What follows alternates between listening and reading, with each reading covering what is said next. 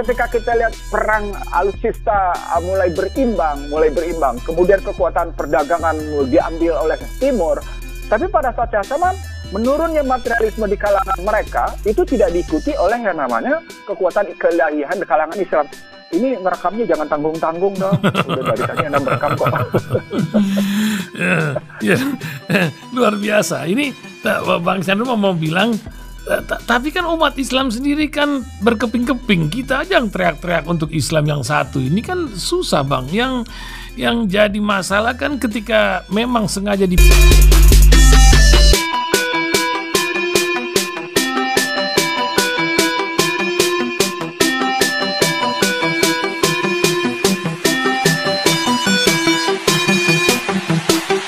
ya luar biasa ketika negara kurang mempunyai kekuatan, ini kan menjadi sebuah fenomena. Jadi Indonesia Incorporated, akankah kita menengok seperti Amerika yang diatur oleh berbagai lembaga swasta, korporasi gitu, atau kiblatnya begitu, Bang? Ini saya baru saja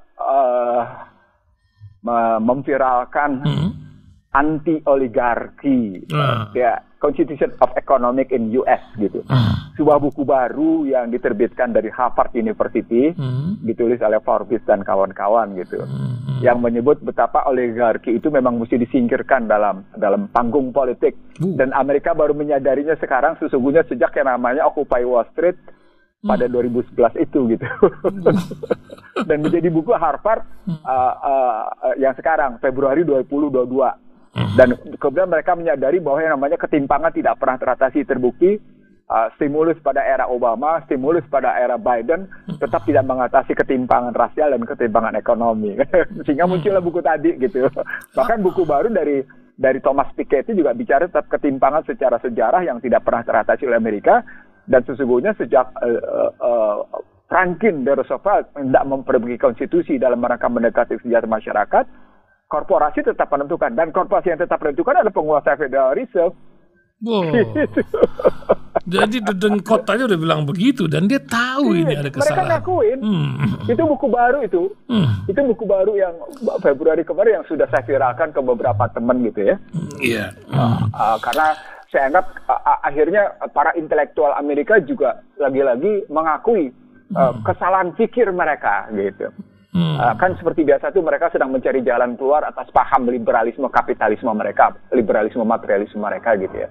Ya sesungguhnya tetap tidak akan pernah ada jalan keluar karena memang disesatkan. Jalan buntu terus yang ketemu ya. Jalan buntu terus. Istilah saya tersesat di jalan melingkar, istilah saya.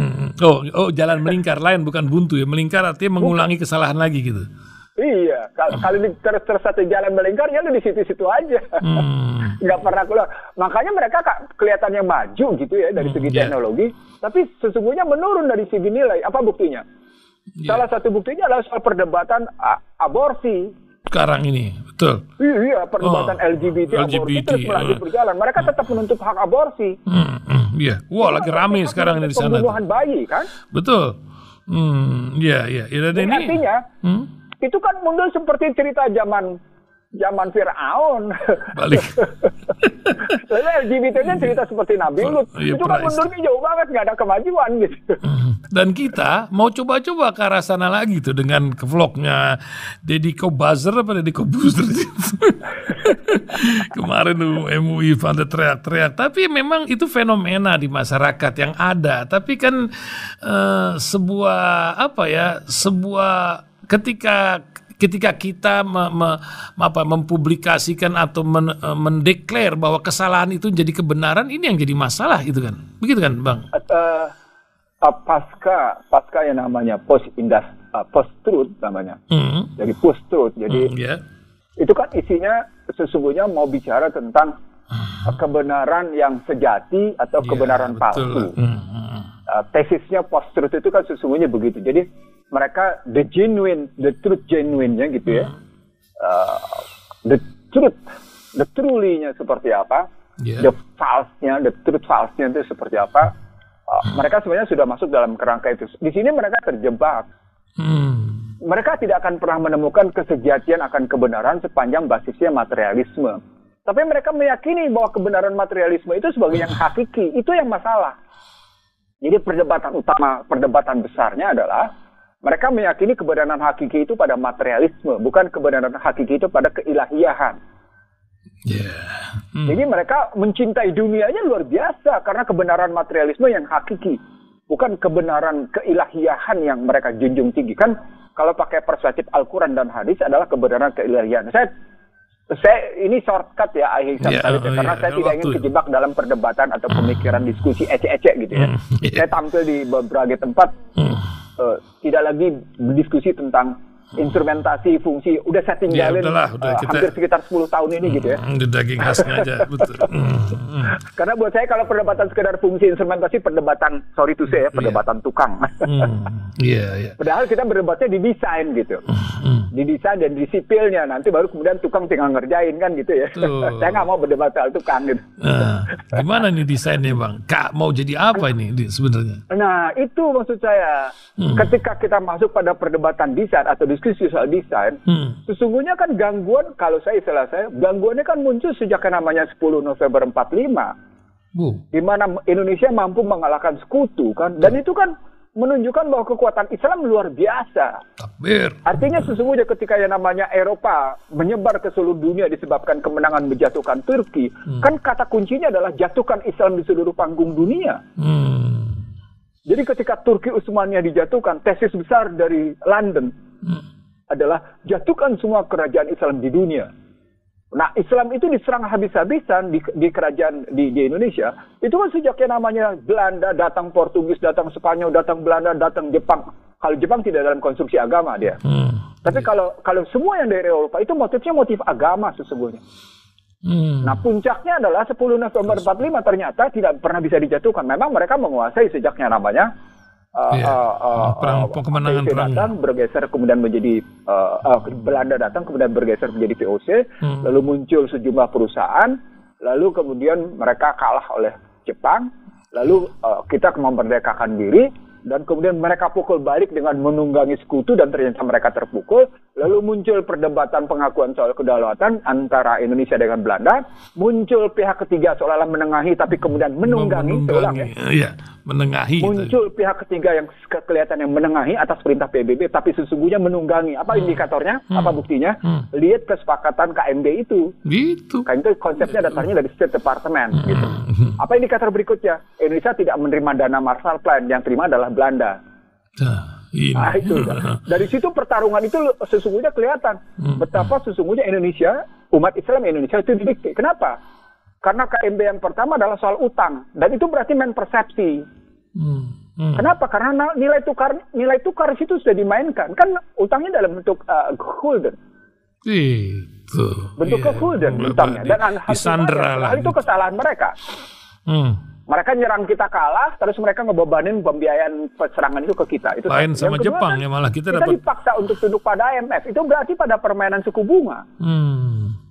Yang ketiga mereka maksa yang namanya korporasi asing tetap bebas beroperasi. Itu berarti invasi barang. Invasi modal. Jadi ada invasi persepsi dalam persoalan nilai tukar, itu riba pertama. Yang kedua kemudian IMF, itu juga riba. Yang ketiga adalah invasi barang. Jadi invasi bentuk keuangan dan invasi bentuk barang itu terjadi sejak KMB hingga hari ini. Disempurnakan lewat Undang-Undang 2507 dan Undang-Undang 38 2008. 2507 tentang penanaman modal, 38 2008 tentang yang namanya Asian Charter, berbasis cara berpikirnya Partai Demokrat Amerika. Apa itu? Trans-Pacific Partnership. Nah, ketika sampai pada situ, kata kuncinya adalah menjungkir balikan pemikiran keilahiyahan menjadi sepenuhnya materialisme. Itu di Indonesia. Begitulah dikumpul. Dan repotnya sebagian umat Islam yang tidak sadar itu menikmati itu, terperangkap di situ. Maaf ya kalau saya bilang terperangkap di situ. Apa indikatornya? Sebagian besar penikmat riba adalah umat Islam di Indonesia. Iya. Motor. Dan kita tidak menyelesaikan soal riba. Padahal kata kuncinya diselesaikan dulu soal riba. Kata kunci riba berarti masuk dulu ke hutang melihatnya gitu. Nah, pada saat yang sama hutang terus meningkat sehingga akhirnya ini istilah saya sampai 27 juta per bayi sudah tertanggung gitu.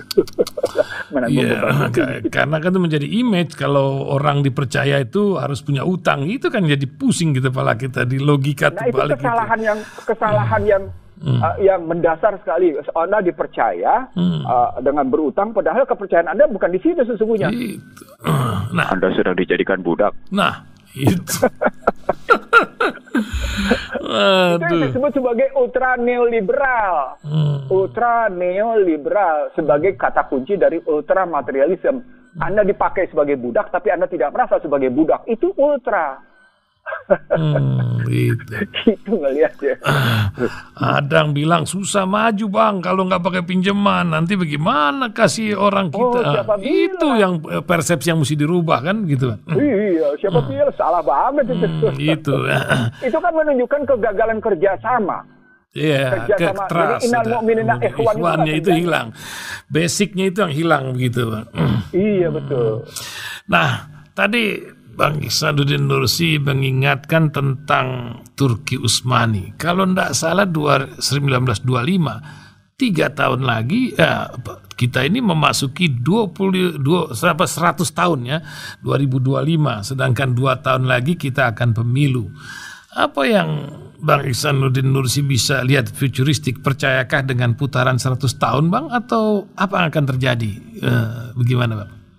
Saya sudah menyampaikan sekitar 1,5 bulan lalu, saya sudah menyampaikan menurunnya dominasi Barat. Wah. Itu siklus satu abatannya menurunnya dominasi Barat. Artinya Blok Timur, sebenarnya mereka sudah tulis di awal abad 21. Bagaimanakah mereka melihat masa depan? Matahari terbit dari timur, istilah mereka. Sunset from the east, mereka bilang. Sunrise from the east, mereka bilang. Itu ada bukunya, saya ingat banget, dan saya kebetulan, mereka sudah bikin kajian bahwa matahari betul-betul akan terbit dari timur. Artinya perekonomian, kekuatan dunia akan datang dan mulai dari timur. Timurnya mana? Waktu itu mereka melihatnya memang potensial ada di Cina, sehingga buku kajian tentang Cina muncul terus-menerus itu di awal abad 21, di penutup abad 20, di awal abad 21. Kalau kajian dari buku yang saya punya gitu ya. Sampai akhirnya kejadian ketika Cina betul-betul memenangkan perang dagang dan kemudian bisa bertahan dan sekarang malah mendominasi perdagangan dunia. Nah, pada saat yang sama, kalau kita banding-bandingin soal persenjataan, saya juga pernah bikin dalam kajian saya, dalam presentasi saya di satu tempat gitu, membandingkan kekuatan persenjataan termasuk perbandingan hulu ledak nuklir gitu ya. Memang hulu ledak nuklir masih dikuasai, didominasi oleh Barat. Tetapi dengan terakhir Korea Utara di musim pandemi juga terus-menerus melakukan uji coba intercontinental ballistic missile-nya, itu mengkhawatirkan Barat. Karena jarak tempuhnya sudah seperti saya bilang berkali-kali dirasil di nama mereka. Korea Utara menyebutnya sebagai Hwasong. Dengan jarak jangkau 6.500 km sampai dengan 8.000 km. Itu berarti dari Pyongyang sampai tembus ke Alaska sana, sehingga New Zealand pernah bikin simulasi tentang diserangnya negeri mereka oleh Korea Utara gitu. Dan alarmnya bunyi ke seluruh penjuru negerinya gitu. Dan itu dirisaukan kemarin oleh Trump. Kok lu kan dialog sama gua, kenapa lu coba lagi bikin kayak gini gitu? Kan terjadi dialog si penduduk Singapura ya. Trump, tapi kemudian dicuekin gitu. Nah, itu mengindikasikan bahwa sesungguhnya decline-nya Barat, menurunnya dominasi Barat itu pada saat yang sama menguatnya posisi Timur gitu. Jadi baik dari persenjataan maupun dari segi itu, posisi Timur terus mencoba ngebandingin. Maka mereka kemudian memasalahkan belanja anggaran. Itulah yang kemarin dimasalahin oleh Donald Trump terhadap anggota-anggota NATO yang belanja pertahanannya di bawah 3% terhadap PDB. Trump marah. Sekarang itu juga pernah saya ungkapin di Rasil. Itu juga pernah saya sampaikan di beberapa pemikiran. Industrial militernya nggak jalan Amerika ini. Iya betul, industri militernya nggak sepenuhnya kuat gitu. Karena ketika kita bilang industri militernya nggak jalan, bukan nggak jalan tapi tidak sepenuhnya maksimal. Data saya menunjukkan satu-satunya negara yang tidak pernah mengimpor persenjataan adalah Amerika, termasuk Rusia tentunya. Jadi 2 negara yang tidak pernah mengimpor senjata, Amerika dan Rusia kalau melihat kayak gitu. Nah, siklus 1 abad ini bukan sekedar ditandai pada menurunnya dominasi Barat, bukan sekedar munculnya kekuatan baru dari Timur, dalam hal ini oleh Cina gitu ya. Tapi juga munculnya satu nilai-nilai baru di mana materialisme makin tidak mampu menjawab keadaan. Makin menunjukkan betapa rapuhnya sistem pemikiran materialisme yang sesungguhnya pernah dinyatakan oleh Joseph Schumpeter pada tahun 70-an. Ketika Amerika dipukul oleh embargo minyak oleh kawasan Teluk Tengah gitu ya, Timur Tengah gitu. Itu disampaikan oleh Joseph Schumpeter yang ternyata berulang-ulang kemudian diulang lagi oleh Joseph Stiglitz, Thomas Piketty, Jeffrey dan kawan-kawan, bahkan terakhir oleh Forbes sekarang gitu. Betapa rapuhnya sistem mereka. Itu membuktikan bahwa materialisme itu tidak akan pernah tangguh. Jadi kajian mereka sendiri, kalau kita tidak menggunakan model dulu Al-Quran sebagai bahwa setan itu sesungguhnya lemah ya, An-Nisa 76. Tapi bukan itu kata kuncinya. Kata kuncinya adalah metode cara berpikir realism atau metode berpikir materialism itu sesungguhnya memang lemah gitu. Dan ini jadi kenyataan selama 1 abad, itu yang kita dapat. Sayangnya tidak serta-merta dijawab oleh kekuatan keilahian. Nah gitu maksud saya. Itu yang belum saya lihat. Jadi makanya ketika yang namanya COVID menyerang, vaksin menyerang habis-habisan, lalu kemudian umat Islam yang katanya punya Al-Quran dan hadis sebagai jawaban lengkap atas kehidupan, tapi kenapa tidak punya jawaban gitu? Iya, ini. Jadi artinya ketika kita lihat perang alutsista mulai berimbang, kemudian kekuatan perdagangan diambil oleh Timur, tapi pada saat yang sama menurunnya materialisme di kalangan mereka itu tidak diikuti oleh yang namanya kekuatan keilahian di kalangan Islam. Ini ngerekamnya jangan tanggung-tanggung dong. Udah dari tadi Anda merekam kok. ya, luar biasa. Ini Bang Chandra mau bilang, tapi kan umat Islam sendiri kan berkeping-keping. Kita aja yang teriak-teriak untuk Islam yang satu. Ini kan susah Bang. Yang jadi masalah kan ketika memang sengaja dipecah umat ini untuk tidak bersatu gitu. Saya melihatnya konstruksi pecah belah itu kan memang dikehendaki oleh setan gitu ya. Kalau pakai Al-Quran gitu, umatmu akan terpecah-pecah gitu ya. Dan hanya aku yang bisa menyatukan hati, artinya Allah gitu ya. Kalau setan memang arahnya memecah belah. Jadi tesis setan terhadap Islam selalu adalah tesis pecah belah gitu. Kalau saya ngelihatnya. Sementara kalau kita ambil dari ini pentingnya persatuan. Hanya aku yang bisa menyatukan hati kamu gitu, hati kalian gitu. Nah, dari sana kita ngelihat bahwa sesungguhnya pemahaman kita tentang ajaran menjadi punya problematik besar sepanjang tidak kembali kepada Al-Quran dan hadis, tapi kembali kepada pendapat ulamanya, pendapat para pemikir-pemikirnya. Itu yang menyebabkan kita tidak mampu menyelesaikan masalah karena kita bangga dengan kelompok kita bangga dengan pemikiran ulama kita tanpa mau menyatukan bersatu gitu. Pada saat yang sama, model pembelajaran Al-Quran hadisnya itu kuat dalam metode barat. Saya ulang ya. Ini kata kunci nih. Kata kunci saya ngomong. Pada saat yang sama, metode pembelajaran Al-Quran dan hadisnya mengambil metode pembelajaran barat yang sesungguhnya tidak akan sampai pada akar masalahnya. Kenapa? Karena baratnya sendiri menutup-nutupi bagaimana mengorek sumbernya. Sehingga ketika kita belajar tentang kedalaman bahasa Al-Quran, yang terjadi yang berkembang cuma di 2 universitas di barat. Cuma di 2 universitas. Dan tempat lain tidak terjadi gitu. Ada juga universitas di Israel yang begitu demikian rupa mengkaji bahasa sedemikian dalam tentang bahasa-bahasa Al-Quran sampai sedemikian jauh. Karena kan melihat Al-Quran sangat tergantung pada ilmu kita. Kalau ilmu kita ilmu SD, ya kita cuma mampu melihatnya SD. Kalau ilmu kita sudah di atas itu, tentu akan mendapat kedalaman luar biasa. Itu karenanya Allah menantang kalau kamu bisa bikin seperti ini dengan tintanya dari 7 lautan dengan pohon kelapa sebagai penanya, kamu nggak akan pernah bisa. Kenapa? Karena sangat tergantung sekali pada ilmu kita untuk melihat Al-Quran dan hadis itu. Gitu. Luar biasa. Nah, saya mengatakan di sini level pendidikan kita menjadi masalah di Indonesia ini. Level pendidikan kita untuk memahami Al-Quran dan hadis, misalnya ketika saya menerjemahkan Al-Imran 190-191 sebagai bentuk Great Reset untuk Great Awakening. Mereka mengambil istilah Great Reset. Bill Gates itu menggunakan konsep Great Reset adalah Great Resetnya Al-Quran. Tapi isinya adalah materialisme lewat vaksin dan COVID. Sebenarnya konsep itu datang dari Al-Quran. Great Awakening-nya, kebangkitan besarnya itu sesungguhnya Al-Quran. Gitu. Tapi diambil oleh mereka gitu. Iya, ini ke leadership itu juga metodologi pembelajaran itu maksud saya. Ya, karena memang di negeri jangan jauh-jauh lah. Indonesia sajalah bagaimana membaca Al-Quran aja tuh 50%, hampir ya 40 sekian persen belum bisa, belum lagi mengerti artinya, belum lagi menjalankannya. Kalau mempunyai leadership yang benar-benar ketuhanan yang Maha Esa, harusnya kan bisa. Anak SD harus bisa baca Juz Amma semua, kalau nggak lulus. Harusnya bisa kan, kalau apalagi SMP harus mengerti Al-Quran. Wah, luar biasa itu kalau kejadian. Tak kapan, Bang.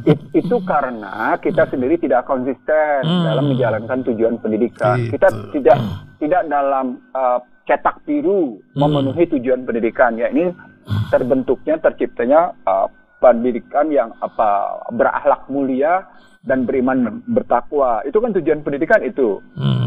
Dan ternyata ya akhlak mulianya tidak dalam kurikulum. Beriman bertakwanya tidak ada dalam kurikulum secara benar, bahkan sekarang tidak disingkirkan. Disingkirkan. Ya salam. Artinya sesungguhnya ini kita bukan maju loh kalau perspektif kayak gitu. Kalau saya ngambil contoh bagaimana London, bagaimana Washington gitu ya, dalam pergerakan menuju keilahian dan meninggal kematerialismean gitu ya. Materialisme mulai dikurangi, tapi sikap spiritualisme atau keilahian itu makin meningkat. Itu kan mestinya terjadi pembelajaran mendalam bagi umat Islam Indonesia. Bahwa ternyata orang-orang yang berpikir jauh itu malah berpikir tentang hebatnya Al-Quran, dahsyatnya Al-Quran, dan kita kemudian tidak memahami itu dengan baik. Iya, dengan buktinya banyaknya mu'alaf yang luar biasa di negeri-negeri mereka, ya luar biasa. Bukan sekedar banyaknya mu'alaf, tapi betapa banyak kejadian-kejadian yang mereka munculkan itu mereka dapatin di Al-Quran. Oh, ini di Al-Quran kata mereka. Oh, ini bisa begini gitu. Misalnya cerita berpikir tentang Bill Gates yang membeli lahan pertanian habis-habisan gitu ya, besar-besaran dia bikin. Itu kan karena kesadaran akan terjadi food crisis dari situasi dunia yang tidak jelas. Itu kan ngambil contoh Nabi Yusuf. Iya, 777. Ada semuanya di literasi kalau mau baca. Jadi lagi-lagi problematiknya kalau di Indonesia bukan sekedar ketidakmampuan, tapi metodologi pembelajarannya bukan cuma sekedar metode ikraknya, metode ibrohnya, metode tilawahnya, tapi lebih dalam lagi relasi dari model ikro. Kalau ikro kan sudah sampai pada posisi nanti panggilannya ya ayyuhal muzammil, ya ayyuhal mudaththir gitu, panggilannya sampai akhirnya betul-betul melakukan dakwah secara terbuka dan hijrah lalu kital gitu ya kalau itu. Tapi kita paling tidak memahami bahwa sesungguhnya Al-Quran itu punya metodologi sendiri dalam melakukan pembelajaran. Jadi jangan ikuti metodologi Barat, gitu maksud saya. Salah satu contohnya adalah berkali-kali saya bilang di Rasil, dipisahkannya antara ilmu agama dengan ilmu dunia. Padahal Al-Quran itu untuk dunia, agar selamat tidak akhirat gitu. Harusnya jadi kurikulum ya. Kenapa dengan antara ilmu agama sama ilmu dunia? Itu kan berarti kita ngikuti cara berpikir dipisahkannya gereja dengan negara kan. Dampak dari dipisahkannya gereja dengan negara dalam cara berpikir mereka itu adalah dipisahkannya pembelajaran agama hanya di rumah-rumah ibadah, sementara di luar adalah ilmu dunia. Kan gitu dipisahkan. Itu karenanya sholat cuma terjadi di masjid, kedua sholat nggak ada dampaknya. Korupsi jangan. Ketua DKM kantornya jadi biang korupsi juga, itu yang jadi masalah. Aduh. Dan kalau udah korupsi senyum-senyum dan tetap bangga karena duit korupsinya gede gitu. Dan buat sedekah pula sebagian, itu yang jadi masalah. Luar biasa, 8.41 Bang Ihsanuddin Nursi. Waktu pula yang harus memisahkan kita. Ini mempunyai pendengar selalu ingin menunggu. Terbukti YouTube-nya Bang Ihsanuddin Nursi kalau sudah tutup nanti sore kita naikkan tuh langsung dikomentari oleh ratusan bahkan ribuan orang. Terima kasih Bang pagi hari ini menemani kita. Paling tidak begini saya ingin mengatakan, saya terus terang saya ketemu dengan sejumlah petinggi selama 1 minggu sebelum Idul Fitri dan 1 minggu setelah Syawal gitu ya. Saya ketemu dengan sejumlah petinggi negeri ini. Apa yang mereka saya menyampaikan kerisauan saya gitu. Dan dalam pertemuan saya dengan para petinggi itu saya dengar orang-orang tadi kajiannya masih kajian tukang istilah. Tukang itu kajian tukang. Tapi saya nggak bilang itu kajian tukang. Saya langsung melompat ke dalam kajian apa yang saya sebut sebagai kajian-kajian strategic value gitu, nilai-nilai strategis. Dan kalau sampai pada pertemuan strategic value maka kita mesti tahu bahwa kita tidak boleh terperangkap terjebak dalam cara pandang mereka, dalam metodologi mereka, dalam analisis mereka, dalam referensi mereka, gitu. Nggak boleh tuh kita terjebak dalam kayak gitu. Lalu kemudian juga dalam bentuk mencari pembuktian dalam mereka. Karena sesungguhnya ketika al-yauma a'fatu lakum dinakum wa atmamtu alaikum nikmati wa raditu Islam Madinah, sesungguhnya kita memang sudah punya metode sistematik, analitik dan pembuktian secara konkret di Al-Qur'an dan di hadis. Nah, saya berpendapat metode-metode seperti itu tinggal diaplikasikan sebagai teropong melihat kenyataan di dunia, gitu. Sehingga tidak dipisahkannya antara ilmu agama dengan ilmu dunia. Nah, kebanyakan kiai kita bilang enggak, metode belajarnya mesti begini, apalagi mereka maaf ya, yang betul-betul sungguh-sungguh lulusan dari negara sana gitu. Wah, pokoknya udah cara pandangnya udah begitu gitu. Ya munculnya kemudian pemahaman harfiah gitu, pemahaman letterlek gitu. Padahal Al-Quran itu dahsyat luar biasa. Jadi ada kerisauan saya yang amat sangat gitu di Ramadan kemarin dan kemudian dalam saya ikuti beberapa silaturahim di beberapa petinggi gitu ya. Kerisauan saya yang amat sangat mendalam. Saya makin gusar gitu. Ini kok nggak kelihatan menjawab persoalannya gitu. Ya, saya di sini saya nggak ngeliat, kok nggak punya kelihatan pemikiran antisipatif gitu. Padahal kalau kita memang seorang yang cerdas, seorang yang betul-betul pegang Al-Quran, kita pasti punya sikap antisipatif, pasti, karena Allah memberikan ilmu itu dalam Al-Quran. Bukan karena kemampuan membaca ke depan, tapi sikap antisipatif gitu. Kenapa? Ya itulah auzubillahi minasyaitonirrajim, bismillahirrahmanirrahim, sepele aja. Auzubillahi minasyaitonirrajim aja sama Rabbi a'udzubika min hamazatis sayyidikan wa a'udzubika rabbi au yadur, itu ke depan ngelihatnya gitu. Hari ini dan ke depan, cara pandang ke depan itu yang diajarkan di balik itu. Sampai kata ulil albab itu juga ngelihat ke depan. Jadi menurut saya di penutup dialog kali ini gitu ya, di dalam suasana masih tetap 1 Syawal, suasana masih taqabbalallahu minna wa minkum taqabbal ya karim. Yuk kita gunakan Syawal ini betul-betul untuk meningkatkan, kata Syawal kan meningkatkan gitu ya. Kita tingkatin yang kemarin.